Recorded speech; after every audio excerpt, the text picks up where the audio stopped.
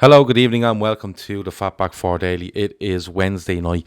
This show is brought to you by Paddy Power. Bookies, a website and an app. If you gamble, please gamble responsibly and remember to do so with Paddy Power.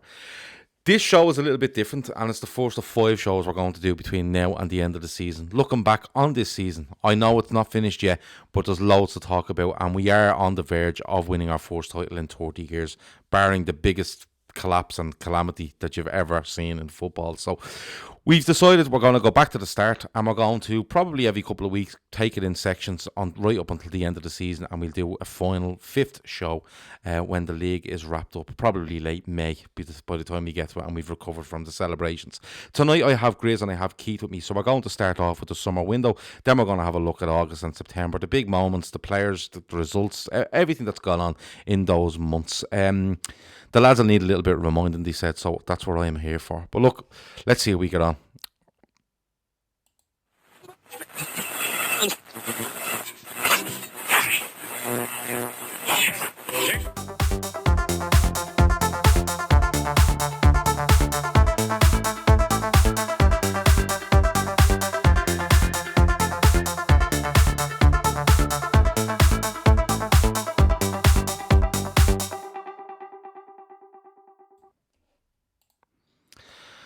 And here we go. So we've called this what have we called it? I think we called it A Date with Destiny. That's the name we've given it. It's going to be 5 shows, as I said. So this one is going to be about the summer window and about the months August and September. Grizz, I'll come to you first, right? And going right back to, post Madrid, where we become champions of Europe for the 6th time. We go into that summer. Now, take yourself back to that summer, Grizz, and you're looking at things, and you're looking at 97 points that we got. We're 1 point short. We win the European Cup. And as we get into, say, the start of July, we're looking at things, and me and you had loads of conversations over the summer. At that time, what were you thinking transfer-wise? Because we know we end up signing nobody of any real note. Harvey Elliott and Sepp van den Berg are the only 2 players that come into Liverpool during that summer. But what were you thinking in the summer? Were you thinking we need to strengthen this as areas we want to do? What was your feelings? Most certainly thought we were going to strengthen. I mean, no one can sit here and say that they were happy if we made 0 signings. When you've just become the champions of Europe, you automatically think, right, we're champions of Europe. We have to capitalize on this. And I'm talking from a fan's excitement point of view. I'm not talking from the actual analyzing the squad from a coach's point of view, because we can touch upon that later. And, obviously they will prove right. But from a fan's point of view, you asked me from a fan's point of view, and we win that Champions League, and it's the least we deserve after that the amazing season we put in, the amazing effort we put in last season. Because you got to remember, not only did we win the Champions League, but as you reminded us, we fucking smashed 97 points, Gav, which is an amazing total. 1 loss all season. So we're talking about this season as being one of the greatest. Well, we were very close. We were like a few millimeters away from having one of the greatest seasons ever last season. So, I did want a signing. To be honest with you, the only area that was glaring was the attack.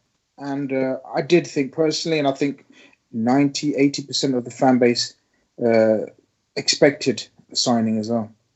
Okay, Keith, as the summer wears on, and the window obviously closed around, I think it was August the 6th or 7th, in around then, because the Premier League clubs have decided to close the window before the season started. As this wears on, are you still believing, right up until that deadline, that we'll do something? There was names being bandied about. Pepe was heavily linked, although I think that was just a way of marking up his price, and Arsenal eventually went and paid that. But right up to it, were you concerned that and hopeful that we'd bring somebody in? That were you a bit uneasy that if we bring nobody in here, we're going again with the same squad we had last season? Although people did point to Alex Oxlade-Chamberlain coming back and different things like that. Were you a bit? You had to be a bit concerned, Keith. Yeah, I think everyone was concerned. You'd see a lot of people saying, the usual stuff. You don't stand still. You've won the Champions League. You have to push on from a position of strength. But the closer it got to the deadline, I was more of the opinion we wouldn't have done it. It doesn't seem to be, the way that this Liverpool do their business. If they can't get them over the line earlier, that's it. The nearer it got to the deadline, I thought, no, they're not going to do too much here. And I was a bit surprised that we went down that road. I thought we would have, as Grizz said, an attacker maybe to just sort of pep up the front three. I thought would have come in. And we were linked with a lot of players. We were linked with Bruno Fernandes. We were linked with Pepe. We were linked, with Werner at the time. There was so many of them that we were linked with. But it just felt like there was the links weren't coming from the concrete sources. And that was what I was sort of a bit skeptical about. And the nearer you got, everyone, look, as fans, you want the new signing just for your own, picks up the morale of the fans. But everything Klopp was saying and everything that was coming out of the club was, we're not going to do it just for the sake of it. But we didn't listen to that, you know what I mean? We were all like, no, we need a sign.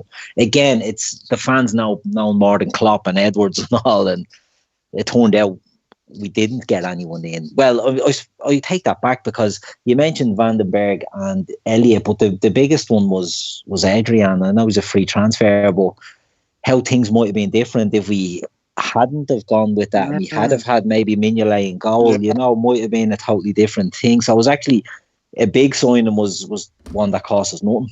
Yeah, it was. Do you know what? To be honest with you, I was of the opinion that you strengthen from a position of strength. Like Chris Brack says, he was disappointed we didn't add one attacker in the summer, but still believed that we challenged. Kev O'Sullivan was nervous because of the volume of games played and the demands on getting a 100-point season, which he felt you would have to go and do. And it wasn't an outrageous thought, because when you looked at City, 198 points over the past 2 seasons, if they were to do similar, if they average someone out there, you're looking around 99 points. You are looking at 99 points, aren't you? So, I think when I was looking at it, I was going, you're in a position of strength, let's strengthen. But it's as we know, sitting here now towards the end of February, that Klopp just believed in that squad. But I was with you. I thought the closer it got, it would look a bit panicky if we went and made a signing, because we're in February now and we're talking about signings like, i.e. Timo Werner, 3 months out now, 4 months out from a possible transfer. And like we all know, the three of us know here now, transfers are worked on probably a year in advance. And I was just going to say, go on. I was just going to say that we didn't end up buying anyone of note, right? I'm not going to sort of say suddenly like, Adrian counts as a signing of note. Well, he has turned out to be a signing of note, but we didn't think that at the time, or Elliott or Vandenberg, obviously. No, we didn't. Yeah, but it was. I still think we tried. I still think we had a look, and we had chats with clubs and agents, but it just didn't feel right. And they've been proved so amazingly right. But I also think there was a lot of groundwork done for the next window or two. Maybe not this window, we didn't, but sort of for the next summer window, I should say. Yeah. So I think a lot of chats would have taken place. All right. Well, not quite now. You've got to maybe, for example, in the Werner deal, he signed a new contract. So you say, all right, well, there is a clause in your contract. We'll come again next year and take it from there. Maybe a few other players, you talk and you say, all right, well, you want to stay another year, and then we come and visit again in the next year, and then maybe we can get a better deal. I don't think it was sort of just we sat on our hands and didn't do nothing. I definitely think there was conversations had and very, very much meticulously planned. As we've turned into the most meticulously planned club in world football. We are. We are so ahead of the curve. It's amazing. And I think that's why I think this time round we will get a lot of our work done very early and very quick, because the foundations have been laid for the last year or so. No, that's absolutely fair. People have mentioned Adrian. I forgot to mention him at the start, and the reason I did is because Adrian was brought in like, we're losing Mignolet to Bruges, let's get somebody in. He was never brought in. he didn't really qualify as. You're just seeing him as sitting on the bench and maybe making a League Cup appearance, But I think the feeling I got, like, I was over in Liverpool just after the window closed and just before the first game of the season, and talking to people over there, they were like, well, look, how can you, and the resounding thing I heard from people, Liverpool fans over there, and Liverpool fans from Ireland, from England, from Liverpool, that while I was there for a couple of days was, well, can you argue with the man, what he's done? Can you argue with him? Can you should we be outside his house giving out because he hasn't made signings? And they just a complete and utter belief in Jurgen Klopp, and it's being like, justified now. But we get towards the start of the season, the Charity Shield, or reminds us of it, a 1-1 draw. We lose on penalties, but it was one of those games. It was a game of both halves. City were really quick out of the blocks, but we dominated them second half, and the draw was a really fair result, I thought. And the penalties thing, it was a curtain raiser, and it just, I think it did show the qualities of both sides in 45-minute bursts. But we get to the first league game of the season, and Grizz, we go to Anfield. We're both there, aren't we? You're with me that day, yeah, and we have Norwich, who are newly promoted. We're off the back of a European Cup win. There's a real buzz about the place, and we dispatched them 4-1. But the biggest thing to come out of it was the Alisson injury, Grizz. And I can tell you in the ground, and you can tell people as well, when he goes down, nobody really notices it. But when he goes down, there is a kind of a groan from the KLOPP because they've noticed it right in front of him. And we're thinking, it might be a niggle, but he ends up being out for 8 games, Grizz. And when you think about it, it looked huge then, didn't it? Like, we play on the Friday. On the Saturday, we're thinking, this is huge already. Day one, this is huge. Yeah, no, there was, there was sort of suddenly from joyous scenes, there was suddenly sort of pure silence, a deafening silence when he was taken off. We were just not sort of used to. I think the season before we were very lucky with injuries and we didn't have too many, etc., etc. And then suddenly, bang, on the first day, one of the most significant signings of the last decade or so, and suddenly goes down, and then he walked off. So at the time, we didn't think he kicks a ball. He kicks a ball out. It goes out towards the main stand, and he goes down, and people were trying to analyze it. Was it a calf strain? Was it an Achilles? Right. And it's only when half the stadium don't realise it. It's only a groan from the KLOPP you hear, and then you turn and look. I was in the Kenny Dalglish stand with Ray Dicko, and we both looked and went, what's going on? And he doesn't walk up. He is helped off. He's not stretchered, but he is really, really helped around to the side of the pitch and towards the main stand. And people were saying, no, it's a calf, it'll be a couple of weeks. But it was crazy. Like, I mean, look, personally, look, I was gutted for him. If you're going to ask me overall, was I sort of doom and gloom and sort of really down and out? I wasn't. I did think that, we'd be able to overcome. I thought, that Adrian's from watching his time at West Ham, I thought he's a very adequate keeper. Mm-hmm. He turns out to be a world superstar. Mm-hmm. Well, we didn't know that at the time. He turns out to be very, I thought he's very adequate. I thought, he'll do a solid enough job as long as it keeps it nice and simple. So I wasn't sort of overly dramatic about it, but it was a bit of a blow. Yeah, it was a bit of a blow, and the only thing I can take from it, Keith, was, and I remember Ray Dickinson saying it to me in the ground at the time when Adrian comes on. First thing he said to me was, Jesus, like, this fella was on a beach last week. And the second thing is, could you imagine if we were facing 8 games in a row of Mignolet after watching Alisson? And it was a fair point, wasn't it? Because it was a very fair point. He was raw. He was cheered onto the pitch on Anfield, like a massive ovation for him when he came on. And he does okay. You can see the goal, but he does nothing wrong. And people already, but just looking at this fella for 70, 65 minutes or whatever it was, are completely okay. They're like, yeah, it's a massive blow, Alisson, but we're completely okay because it's not Simon Mignolet. Yeah. How nervous did you get, though? Because he's a massive player in our side, and we've seen how tight the season before was, and to lose your goalkeeper 25 minutes in. Yeah, it was massive. Like, I watched it on the TV where you boys were at that, and like that, yeah, it was an innocuous kick. The ball, the camera follows the ball.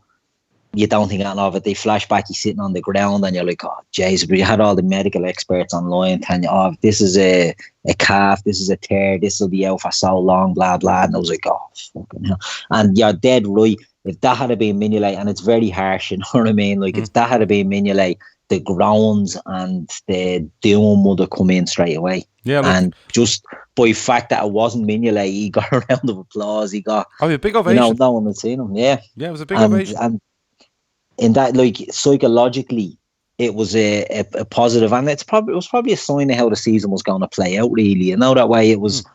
You lose a key, like, in my opinion, the one player you didn't want to lose was Alisson, because Mignolet was the backup at the time. He'd only left. He played the Charity Shield, didn't he, Mignolet, and then left after that because Alisson was off. Was he off at the Copa America? He could have been. The Charity Shield is a blur to me. I think I just remember dominating the second half. But just by way of not being Simon Mignolet, Alice or Adrian gets that support, and it could have been, like I said, a sign for how the season was going to go.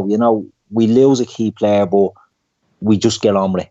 And he plays the game, comes on around 35 or something, was a 30-minute mark or something like that, very early in the game. And I think we were 3-0 up at that stage when he comes on, and he concedes a goal, but you wouldn't blame him for that. A little bit of rust, maybe. He was training in the Spanish Tour Division or something before that. Overall, I think he done well. And carried it forward. He had a few ricks in the game, but he seems like a very confident keeper. And anyway, which was something that we didn't have with Mignolet and we didn't have with Karius. Their confidence was made out of eggshell. Whereas Adrian looks like he could take. He makes a mistake against Southampton, and he doesn't let it really affect him, which was good to see. We weren't used to that.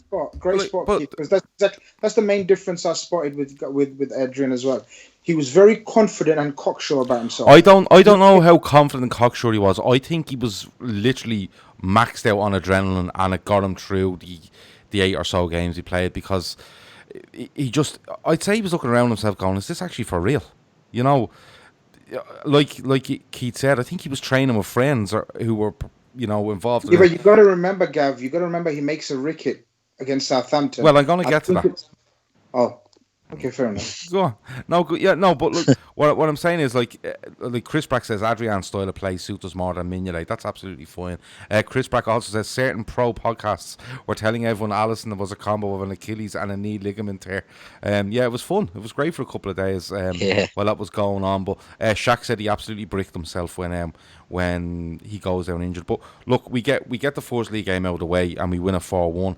And before the second league game of the season, which is Southampton, away, we played the Super Cup, Liverpool versus Chelsea, and it's a 2-2 draw, and we win it on penalties. And Keith, that man Adrian, ends up being the hero of the night after a game which, for me, I don't think Liverpool were at their best. They go behind, they equalise, they go in front, they concede a penalty. If I remember right, but we went on penalties. But how big was that for us? To put the European Super Cup beside the Champions League, for the keeper to come in and be an instant hero with saves and penalty shootouts. How big was it? Like, not only for the team, but for him to come in and get that and say, yeah, okay, I was like wherever a couple of weeks ago, but now I've saved penalties in the European Super Cup, and to feel part of this squad, a real part of it, within a week of his first game, within 4 days of his first game. It couldn't have happened any better, really, could it, for him? It's to come in, as you say, he's only there a week. He is going on adrenaline, obviously, but to get that under his belt, he slept with the Super Cup that night, and that's great, and that integrated him with the team and with the fan base as well. So when you have that off, he comes in and he's probably looking at behind the best goalkeeper in the world here. I'll get a few Carling Cup games, maybe an FA Cup game, but I'll be training the top level and all. Brilliant. To get put into the team then and to be the hero and look, people can scoff at the Super Cup and they can scoff at the Charity Shield. I think people scoff at it. I think people scoff at it when they don't win it. Oh yeah.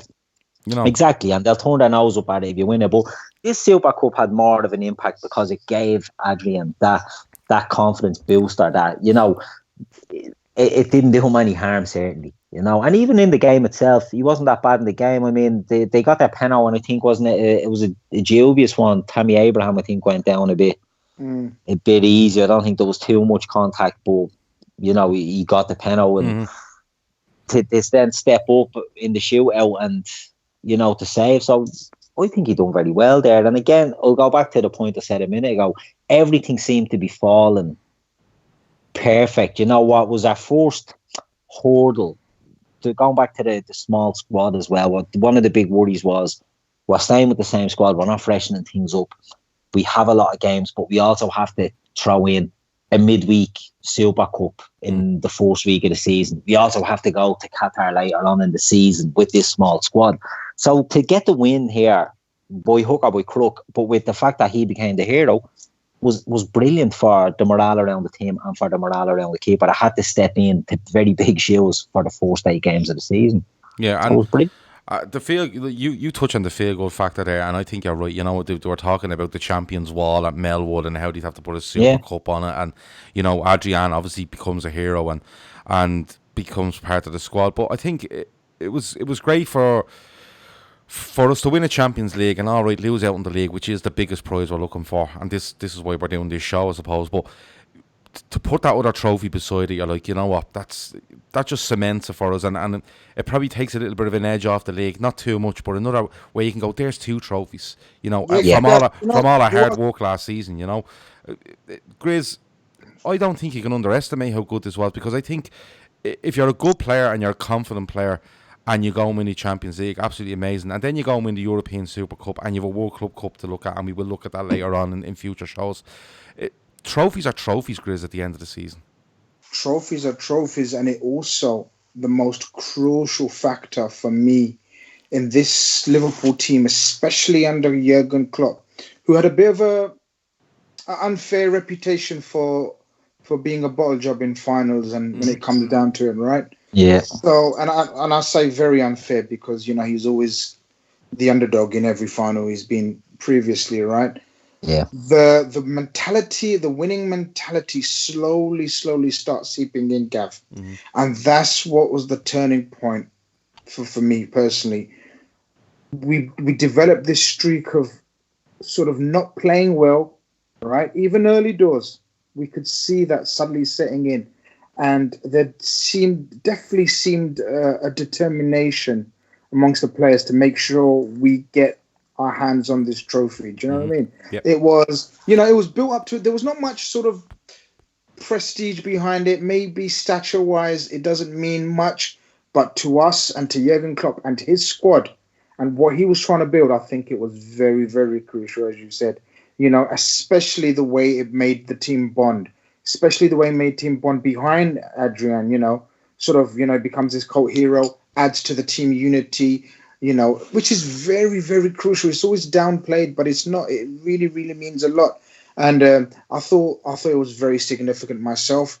And, you know, it was another trophy, as you said, in the cabinet. And I thought it helped team camaraderie and the mentality. Yeah, and I think just the feel good factor from the Champions League was being tempered a little bit with nerves from the first day of the season about the league, because you just had such a high bar, and I think this just broke it a little bit early doors. Like, there's another trophy, this is fucking brilliant, lads. Just keep going, let's enjoy it. And the enjoyment took over rather than nerves, and you see that around Anfield as the season progresses right up till now. And probably the game against West Ham the other day is probably the only one where I thought this is a little bit edgy here, but the feel good factor and the enjoyment has taken over. All right, we're flying, but the enjoyment has taken over, and I think that's a massive thing. Shaq says a couple of last things on the Super Cup. Adrian becoming a hero and got 2-footed by a fan. He says Emma Kavanagh. He says that was a worrying few days. And Shaq says the penalty saves were brilliant, but it maybe did lead him to being a bit too cocky. And the Southampton game is an example. So moving on to Southampton, we go away to Southampton on our second game of the league season. We win 2-1 with goals from Sadio Mane and Roberto Firmino. Danny Ings replies for Southampton. This is the Rick we're talking about, where Adrian is a little bit hesitant. He's probably trying to be a little bit too cool. He plays her off Danny Ings and it goes in. But Keith, it's people before the start of the season rated Southampton because of the way they'd finished the previous season. The manager had got his feet under the table. Now he's getting to play his way. He removed a couple of he did remove a couple of players that were kind of regulars for them and said, no, I'm going to go in a different direction. And people think that Southampton be decent this season. So coming away from that one, you see Sadio, after coming back, probably we're only a couple of weeks rest, played against Norwich, gets a goal in the Super Cup final. He gets a brilliant goal here as well, just on the stroke of half time to make it 1-0. You see Firmino, who you do have a concern over at the start of seasons because he's been away playing football. He gets on the score sheet. And it was a tough game, and Southampton played very well that day, especially for the first 40 minutes or so.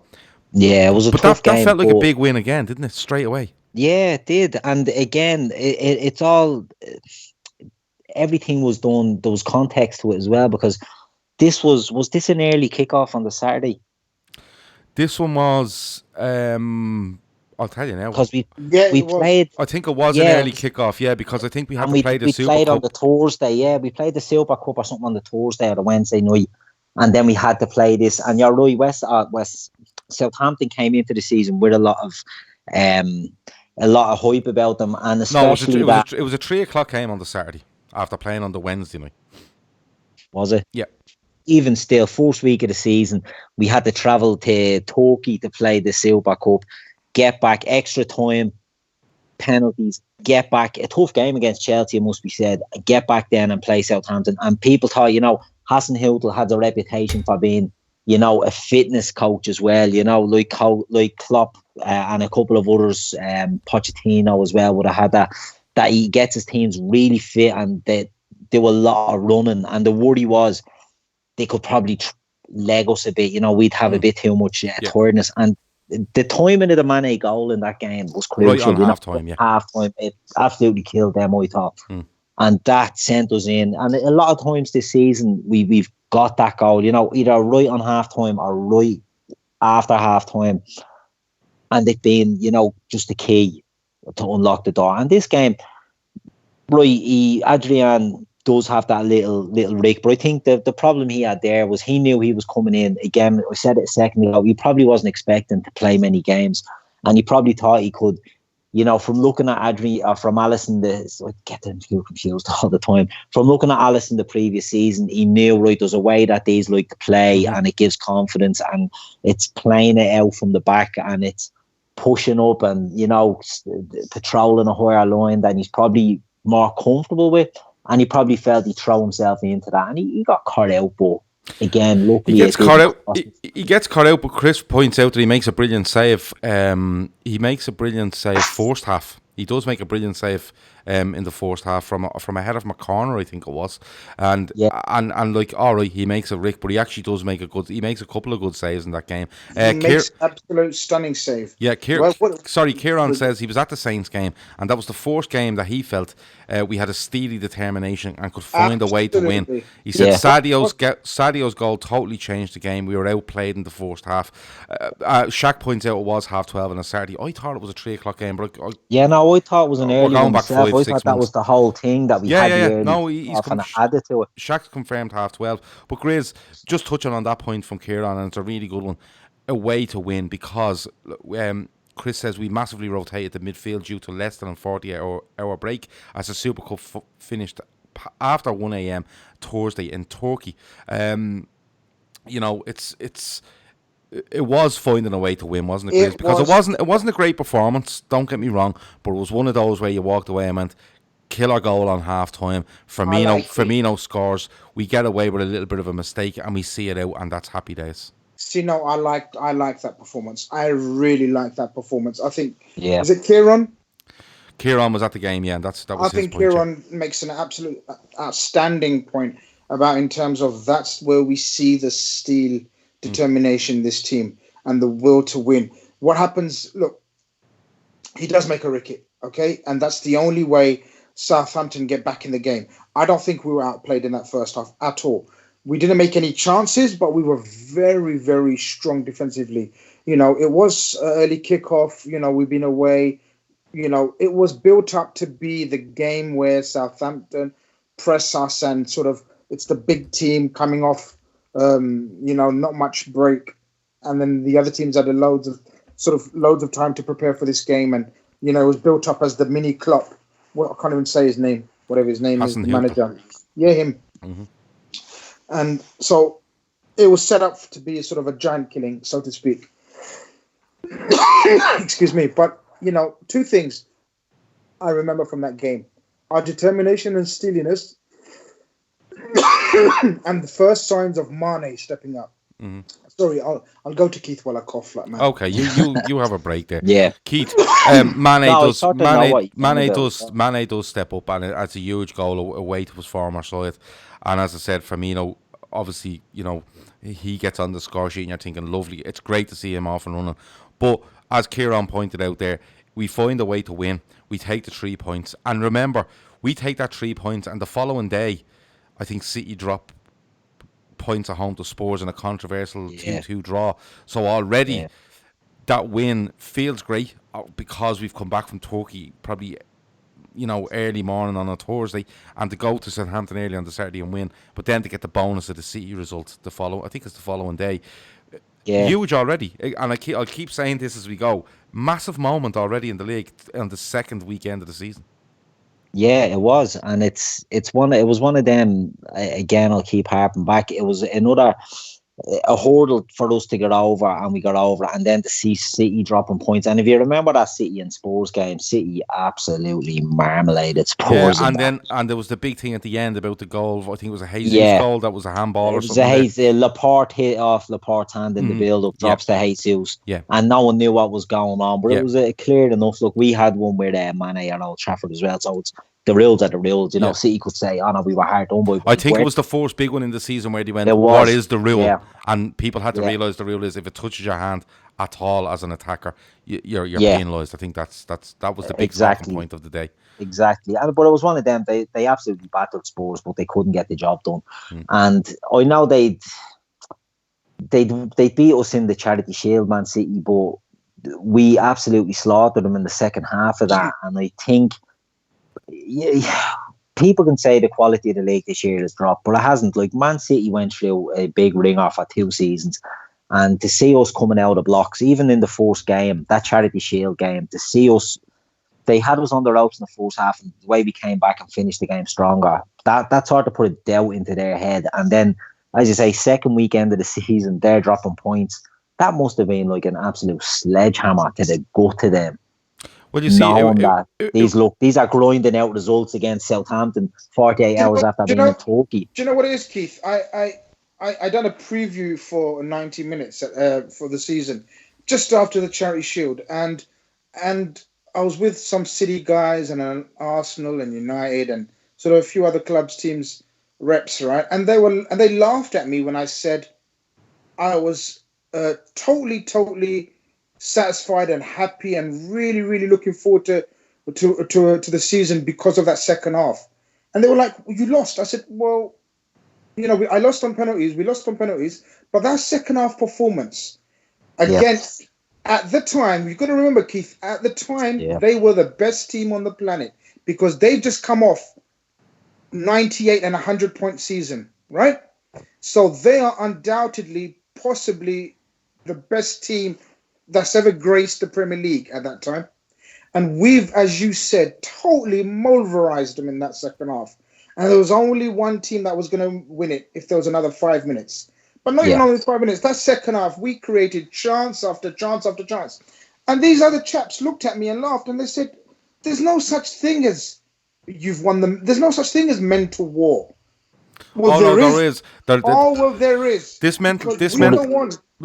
mental war disappeared for a while for me because it used to be United and Arsenal that were involved in it. Yeah. And this mentality war started in 97-98 when Arsenal were, I think it was 8 points behind United with 3 games in hand after going to Old Trafford and beating them with a Mark Overmars goal. And I always remember Ferguson saying, well, they might win it now, and Wenger saying, well, they have the points on the board. It was all a mental thing. That's when it really kicked off mentality. Now, you can go back a little bit further with Keegan absolutely losing his mind after Newcastle beat, I think, Leeds or Elland Road and the famous rant. but it was a mental thing, because the mental pressure on Liverpool and Manchester City at the end of the previous season was massive. It was literally, we play, you play, we play, you play, and it went on and on and on and on. And because we played each other for the second time around New Year's Day, there was 5 months of just mental warfare, and that's what it was. But look, touching on the last on Southampton, Kieran says we played Milner, Genie and Ox that day, and we looked rattled. He said he felt we looked rattled he was in the ground. He felt we looked rattled. He said it was brilliant to see Henderson come on and just slow the whole thing down, and it was really well managed. Chris says that the Ox showed how valuable he would be in the squad. He came in that day and he performed. Only Ben Haynes called LFC that to challenge with you, says Chris as well. Centurion says the Man City decrease serves us as a warning for refreshing the squad. That's definitely something we're going to get into in the summer.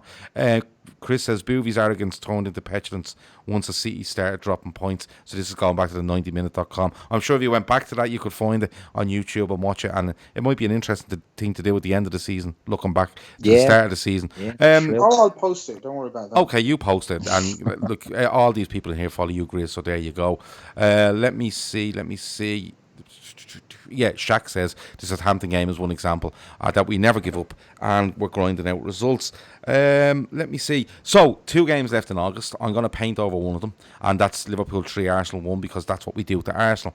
You know, 3-0 up. I think Torreira gets a late goal and makes it 3-1. But the big one for me in August was Burnley away, and it was on the 21st of August. We go there, Keith. Again, people are saying, oh yeah, right, they may have won 3 league games in a row. They've 9 points from 9, but Burnley always put it up to Liverpool. Liverpool usually come out there with a tight win or a late win, and we went there that day, Keith, and we dominated them from start to finish. And again, you look at it and you think, you know, all right, Trent gets a bit of a freak goal, but Mane's a brilliant finish. Firmino gets one, brilliant display, and it was a real case of, no, we're this good now, and we're not taking this shit off these teams when we come to play them anymore. Yeah, because that would have always been seen as a tricky place to go. And I don't think the results really said that, but I had that reputation, you know, Burnley away. Jesus, no one wants to go to Burnley away. And to go in there and smash the arse off them 3-0 early in the season, it was, again, another sign of things to come. Do you know what I mean? It was everything. You know, we were getting tricky games thrown in here and we were overcoming them, you know, because if you can look at the fixtures on their own and say, well, Burnley aren't great, Southampton aren't great, but the timing of these games and the added sort of pressure that comes with some of them adds to the pressure of the performance, you know. And that game, we look at the goal scorers that day. Yeah, Trent whips one in. It was an absolute howler by who was in goal for them that day? I don't know. Pope? I don't know. Pope. Was it Pope or was it? Yeah, it was Pope. He just misjudges it, doesn't he? And just lets it go over his head and it just goes into the side. It was a time, you know what I mean? We would have peppered him in any way without that. But then Mane again and Firmino, like, you didn't forget what's good to start the strikers were having to the season, you know. Firmino usually comes back from like a Copa America or a World Cup, and he's had to be on the lash. He's had to be on the lash for a month. Yeah, exactly, and he takes a while to get in. He was scoring goals regular at the start of the season and assisting, and he was playing very well. It was probably a player of the month in that first month for me. Yeah, but they were all contributing, you know. They were all. I know we skipped over the Arsenal game there, but Salah had got a brace in that, and we've got Mane again here and Firmino again. You know, they were all doing that bit. And shall I tell you what we're overlooking, Keith and Gav? We've got to remember in that. I mean, now it's obviously beautiful to see this blossoming partnership of sort of Gomez and Virgil. But you know, we started off with Matip. And we're overlooking the contribution the squad. It was brilliant. Different players in the squad. The vital contribution they made. And that day I remember, because what do we associate with Burnley? You know, Barnes and Wood up front. Yeah. You know, 4-4-2. That McNeil fellow's got a wonderful left foot, whipping crosses in. This is going to be torrid. But Virgil, I mean, we know Virgil is Virgil, right? Virgil is the Incredible Hulk, right? We know that. Virgil is Virgil. But there was question marks about Matip's sort of, even though he's very tall, but can he handle the physical side of this? And I remember for me personally, I remember him being very close to man of the match The way he just absolutely controlled those two centre forwards of theirs. He was excellent at the start. Yeah, he was excellent at the start. We utilised the squad. We utilised the squad brilliantly. I remember constantly changing the midfield, not constantly, but sometimes having to be forced to sort of make changes. And I thought Matip at the start of the season was immaculate. He absolutely was, and I think when he got injured, we had to look at Dejan Lovren. We tried Gomez in a couple of games to try get him up and running, and he didn't look it. He looks it now. Don't get me wrong, but there was a little bit of concern there. People have asked why I'm glossing over the Arsenal game when Pepe ran past VVD and Arsenal had a parade for it. That's an absolutely brilliant show, and I'm sorry for glossing over it. But listen, that's just what we do to Arsenal at Anfield. But Grizz, just the last thing on the Burnley game and the last game in August. The big talking point that came out of that game wasn't goals, it wasn't the style of play, the fact that we were 3 league wins from 3, it wasn't that, or 4 league wins from 4, sorry, it wasn't that, it was the thing between Sadio Mane and Mo Salah. So Salah basically breaks through towards goal towards the end of the game. He should pass it to Mane to make it, it would have been 4-0 I think, and he doesn't, and Mane has a breakdown and ends up gets taken off. He has a bit of a freak on the bench aren't too bothered by it, Grizz. But the big thing that came out, and somebody says there, Chris says, Burnley win was underplayed in media due to Mane's kick-off over Salah not passing. Bobby smirk a full time when between Salah and Mane was legendary. Grizz, I'll tell you something, Grizz. See that little moment, which is brilliant, and it's a great gif, and people had a great laugh about it.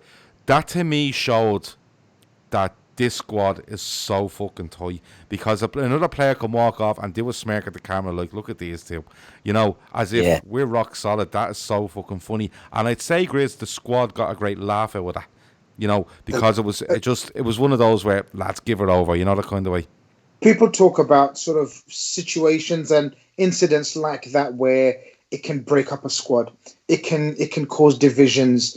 It can cause drama. The media are dying, right? You got to remember, the media are dying for any sign of weakness where they can capitalize and make it a fucking free-for-all. Do you know what I mean? Mm-hmm. But again, we do the total opposite. Again, we smash these critics out of sight because there's the total opposite effect. As you said, it galvanizes us. The lads have a laugh about it. The Instagram stories, the Snapchat stories are pure taking the piss out of them, right? Yeah. Straight away. We don't wait. We don't let it linger. We don't let people start making up rumors. Straight away, the stories on their Facebooks and whatever, all their social media is a laugh. You see the signs of Henderson and Milner playing an important role straight away. Bobby the character has a laugh, right? So automatically, look, I don't think Salah had scored at that stage. So, he got a couple against Arsenal the week before. Yeah, well, same thing. So yeah, and did he get two? I don't think he scored. He got a few. I think he had about 5 goals, Chris. I think he had about 6. Gavno, same thing. 2 goals, 0, that same thing. Yeah, but you could see, Salah. Yes, Salah absolutely. I think the thing you're looking for, Grizz, is that. I do remember around that period, about 5-6 games in, because this was the last game before the international break, and there was talk around Salah going and not going on the international break, and they start comparing his first 6 games of the season to the last 6 games, and like they do. That's where you're thinking of. But the point being, we were absolutely brilliant in the way we handled it, from every single player involved, from every single player not involved, the leaders, the more serious guys in the team, the way they talked to Mane, and then Mane come out and cracked a joke about it, and brilliant. I thought it galvanized. It was another incident that galvanized this team into sort of the monsters that they were. You're exactly right there, Grizz. You're spot on there, because I think, I could be wrong, so you can correct me if I'm wrong, right?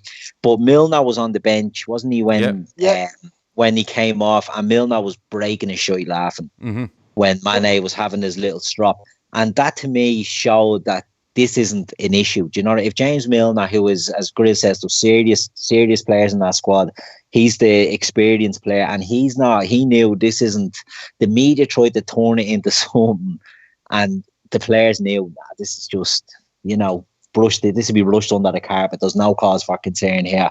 They knew there was nothing in it. The media tried to make it into something. Oh, there's a fallout there, there's a bust up, and the lads just, got on with it and got over it. And again, another sign of how the season was panning out. I know it gets thrown about a lot, the mentality giants, mentality monsters, but it can't be understated how strong this squad is. I think, and by having that small squad, like it was a huge benefit in hindsight. I think that, you know, I think you're spot on what you're saying, and I think if that had have even boiled over, you know, or even stuck its head up to be more than it was, I think it would have been battered down very quickly within the squad, within management, to say, no, this sort of stuff isn't going to affect us, it's not going to blindside us, it's not going to sidetrack us. And Klopp said, listen, spoke to Mane after the game, spoke to him the next morning, everything was absolutely fine, him and Salah were fine. It was a heat of the moment thing. Now, I did say we were going to do August and September, but we're talking that much, we're about 50 minutes in August, so we'll cover off with August, and look, we'll just do one of these. Every week, I'd say I'll do one of these on a different month. So right now, if people want to ask a couple of questions about this part of the season, if you want to give us a random question about different bits, you absolutely can for the last 10 minutes of the show. Grizz, while people are throwing in the random questions, I'm probably bringing in the, you know, bits and pieces on what they felt around this time in August, going back 6 months ago. We're 4 games in. We've won 4 league games, Chris. We're 12 from 12. We have a lead on City already. Did you want the international? Nobody likes an international break, Chris. But at this stage, I was thinking, I was just hungry for more. I wanted more. Give us another 4 league games. Let's go away from me. Were you a little bit concerned, because the international break for me always seems to, I'm not saying we're bad after them because we couldn't be, because the record we have over the last 2 years or so, but I'm always concerned, Grizz, when people go away and they come back with little niggles and stuff like that. Like, considering the thing is, this season was a non-stop season for us in terms of you know, there were stages where we were looking forward to international break. From what I remember, this was one of those that we didn't want, because, as you say, the momentum was with us. Yeah. And I think City had faltered already. Yeah, they'd faltered at home to Spurs. There you go. So we've got a bit of a cushion already, and we can see the confidence every week growing, especially how solid we looked from the start. I'd say we weren't creating chances as often as we'd like, but we were fairly efficient. So we were winning games 1-0, 2-1. I think it was a lot of 2-1s at that stage, if I remember rightly. I mean, I know Burnley we beat 3-0 and Arsenal, but you know, I don't think, from what I remember, there's a nice momentum. We did not want that international break. And as you say, you know, with great teams, with great successful teams, you're going to have loads of internationals, you know, that will go away to play for their respective countries. And it's a bit of a lottery, isn't it? When, you know, you don't know what kind of state or what kind of, you know, health they're going to come back in. So from what I remember, that first international break, and I remember even me and you chatting, Gav, we were looking at blocks of 4. Yep. So then we would look at, all right, well, this block of 4 negotiated with. When we come back, then we look at the next block of 4, because there was like 3 international breaks sort of in the first 3-4 months, wasn't there? So I do remember it being a bit of a disjointed start in that sense, but we didn't want that international break in particular. No. Stephen Mack said it was Henderson's face that was the real story after all that. Supercard Kieran asks, Indy Coyola has just released an 80-piece popcorn chicken box from KFC. Is it okay to eat it all on your own? Of course. Yeah, Grizz? Oh. Are you asking me, Gav? Yeah, you just eat that, wouldn't you? That's just standard. You'd eat that waiting on your main course. Dylan says he was always envious of other clubs like City, whose players were just happy to pull out of international squads. Yeah, I was a bit like that as well. There's loads of answers coming into a question here that was asked, and I can't see the question. So if anyone can just repost the question, and I'll call it out to the lads, because it was a decent one. Let me ask you this, Keith. Would you rather know how you're going to die or when you're going to die? Good hell, it's a bit heavy, isn't it? Yeah, a bit heavy, yeah. How I'm going to die. Jesus Christ, you wouldn't want to know when you're going to die. Yeah, I think how as well, Grizz.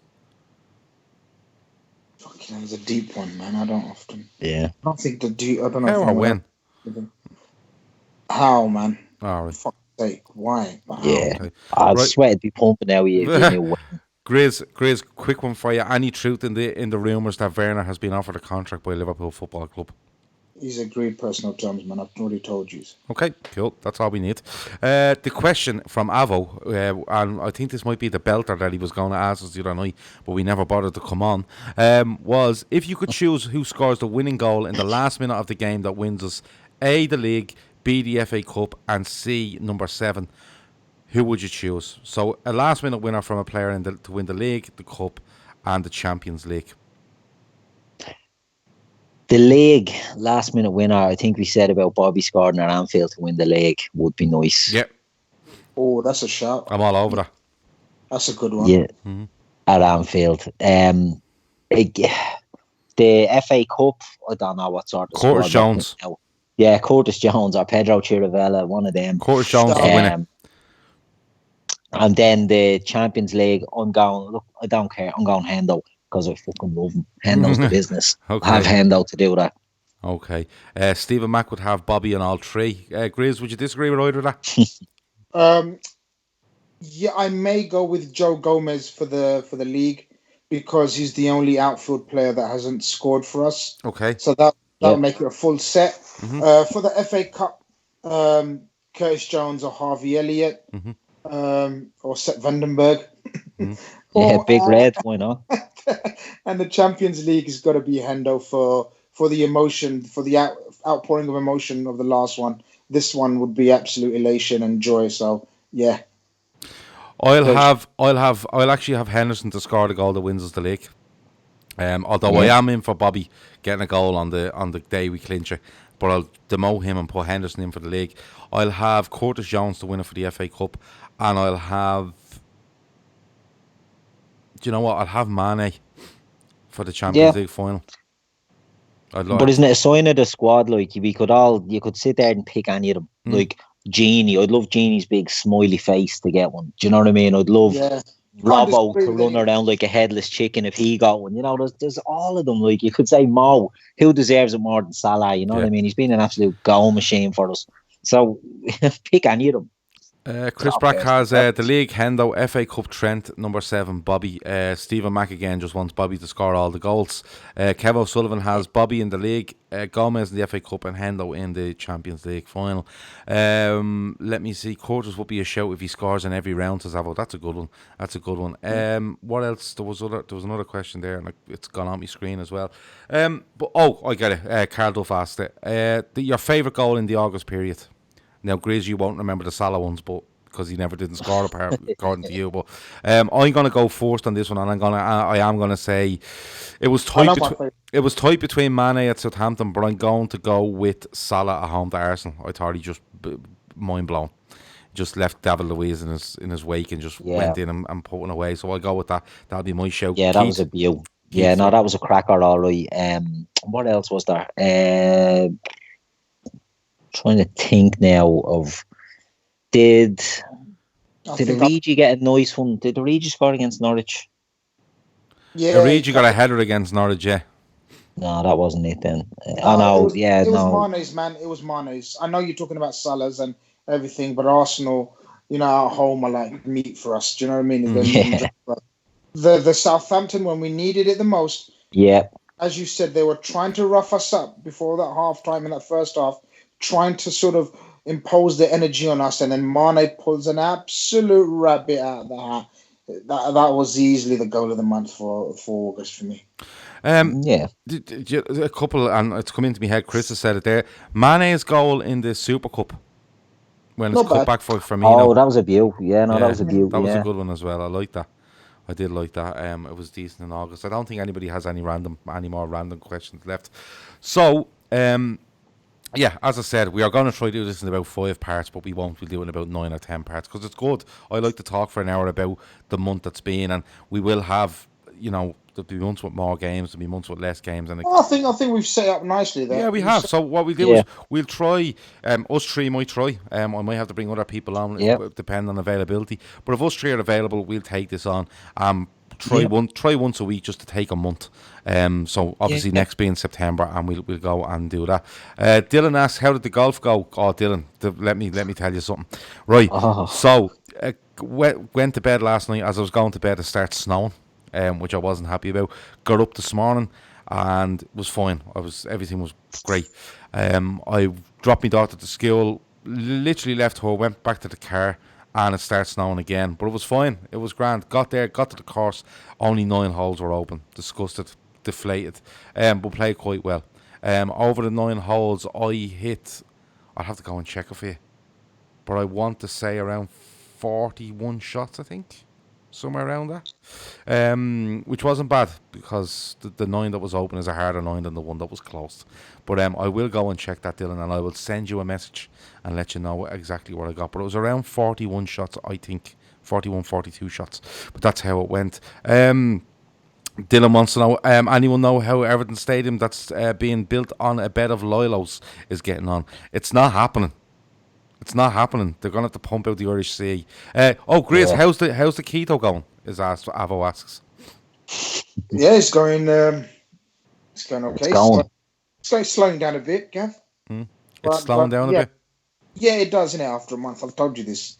It's the best 1 month diet I can think of. Okay. That's suitable for me, and thanks for asking, whoever's asked. But it's going great. I think I'm stopping tomorrow, though. Okay. Kieran asks, would you guys be open to a guest, one of us viewers, joining once a week in the future? Grace, would you be open to that? Love it, mate. Yeah. Keith, I would love you it, be no open to problem. that? Oh, of course. Okay. Well, what I'll do is, Kieran, if you email us at lfcdaytrippers@gmail.com and I can get an email address off you and I can give you a call via Skype, I will check your sound, and if your I sound just is want to fine, point out that you can I'm one of absolutely the come on. guys. I just want to point out that I'm one of the nicest guys on Twitter because I've told Gav to do this before, and Gav should back me up. And I have asked him to do that before because it would be nice. You're not as nice as Matt, though. Matt's the nicest man on Twitter. Yeah? Let me take him off Twitter. All right. Come on. He'll take himself off Twitter. He gets banned every Let me fortnight. take him off Twitter. Emma Kavanagh asks, LFC Day Trip or Golf Classic in 2020? Not in 2020. It won't happen. I can tell you that. Because come May, half these lads are going to die from alcohol poisoning. And then we have to find other people. But that's about it. That's August covered. I hope you enjoyed it. Loads of talk, loads of goals, loads of moments and stuff like that. We will get back next week at some stage and we will bring you September. Kieran, as I said, send us that email and I will follow up with you. But listen, once you can speak basic English and we can hear you, you're in. That's how it works. Right. Chris says that's how he got to go on this show. It's great fun. It is great fun. We don't no airs or graces about us except for Chris. He can be a little bit touchy at times. Is that right, Chris? Yeah. See, he won't even respond there. Right, that's sorry, it. I was on mute. God, I tell you, if only the world could put Grizz on mute at times, it'd be amazing. But look, Avo says, good pod, thanks a million. Supercar Kieran says, cracking lads, we all have a common love, and that is the Premier League 2020 champions. Abso-fucking-lutely. Right, we're out of here. That's the Fatback 4 Daily. That's your review of August 2019. Keith, thanks a million for joining me. And all things going well, it will be Gav, it will be Grizz, it will be Keith, and it will be Kieran. So that's how it goes. Talk to you in a bit. Over and out.